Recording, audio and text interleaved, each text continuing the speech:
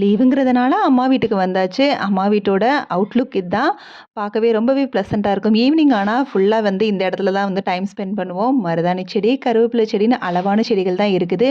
அதுக்கப்புறம் முருங்கை இலை தான். முருங்கை இலை எப்பவுமே ஃப்ரெஷ்ஷா இருக்கும். நம்ம இந்த மாரி பறிச்சு வந்து செய்றப்ப, அது இன்னுமே கொஞ்சம் டேஸ்ட்டா இருக்கிற மாரி இருக்கும்.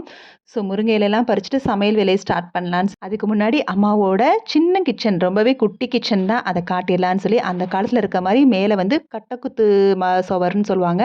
ஸோ அந்த இதுதான் வந்து போட்டிருக்குது. ரொம்பவே வந்து அந்த காலத்துல இருக்கிற மாரி தான் மேக்ஸிமம் வந்து கிச்சனோட லுக் இருக்கும். ரொம்பவே வந்து ப்ளசன்ட்டாவும் இருக்கும். குட்டியா இருந்தாலும் பாத்திரங்கள் அம்மா அதுக்கு தகுந்த மாரி தான் வந்து டீக்ளட்டர் பண்ணி மெயின்டெயின் பண்றாங்க.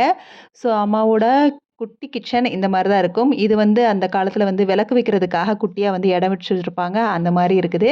எப்பவுமே அம்மா வீட்டுக்கு வந்தா கிச்சன் ஆர்கனைசிங் கொஞ்சம் நான் தான் பண்ணுவேன். ஸோ இப்பவுமே வந்து பண்ணலாங்கிற பிளான் இருக்குது.